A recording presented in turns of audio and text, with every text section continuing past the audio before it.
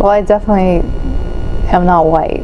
Tonight, the former chapter president of the NAACP, accused of pretending she's black for more than a decade, responding to NBC about these photos shared by her estranged family, where she's clearly blonde-haired and blue-eyed. Nothing about being white describes who I am. So angry. I don't take hood rat serious at all. So I'm not gonna even pay her any mind.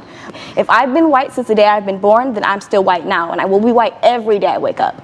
Most definitely. There's nothing out here that can change my opinion, not some hood rat telling me you don't know what you're talking about, or not you, Dr. Phil. No.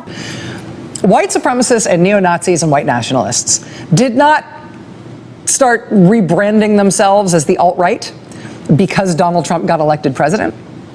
They didn't also come into existence because Donald Trump was elected president. The Heil Hitler, let's make a white homeland corner of American white extremism, it didn't suddenly spring out of the toilet it usually lives in because this guy got elected. The white supremacist nightmare edge of American politics, they started rebranding themselves as the alt-right years ago. And I hereby re-up for discussion the fact that well before this president moved on from reality TV, it was the Republican Party in Congress, before Trump, that started to insinuate these guys into otherwise mainstream Republican politics. Don't believe me? Watch this. When you think about racial equality and civil rights, which political party comes to mind? The Republicans or the Democrats? Most people would probably say the Democrats, but this answer is incorrect. Since its founding in 1829, the Democratic Party has fought against every major civil rights initiative and has a long history of discrimination. The Democratic Party defended slavery, started the Civil War, opposed Reconstruction, founded the Ku Klux Klan, imposed segregation, perpetrated lynchings, and fought against the Civil Rights Acts of the 1950s and 1960s. In contrast, the Republican Party was founded in 1854 as an anti-slavery party. Its mission was to stop the spread of slavery into the new Western territories with the aim of abolishing it entirely.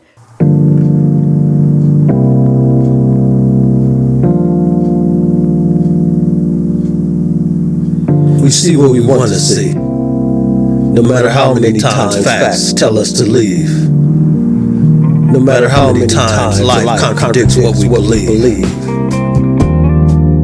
We see what we want to see.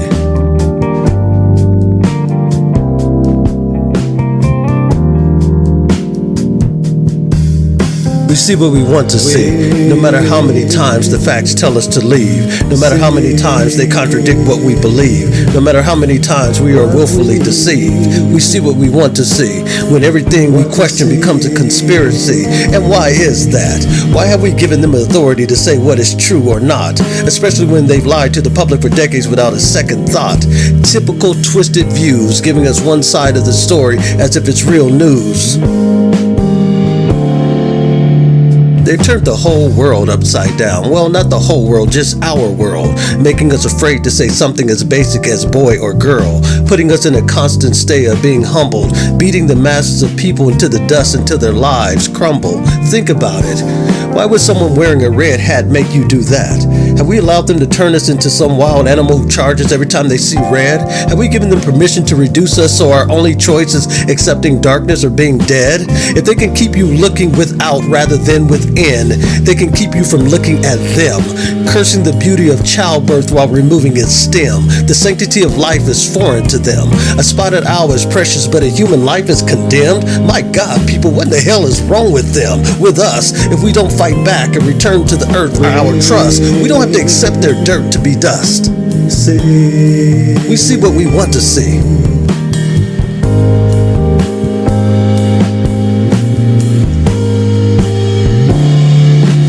We see what we want to see.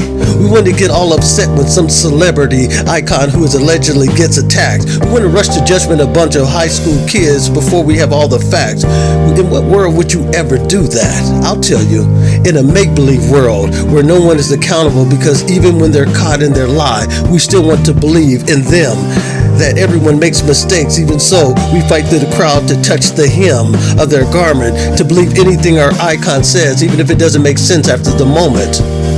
They want you to believe that their icons came from rags to riches, when in truth, most were carefully groomed with pitches and switches, hating men of gentle birth unless they're dancing with wolves and witches. The luxury to sell their icons and images full of glitches, then eliminating all those who speak the truth as if they were snitches, setting false flag fires so that we all burn all goodwill and humanity bridges. That's because they know we see what we want to see.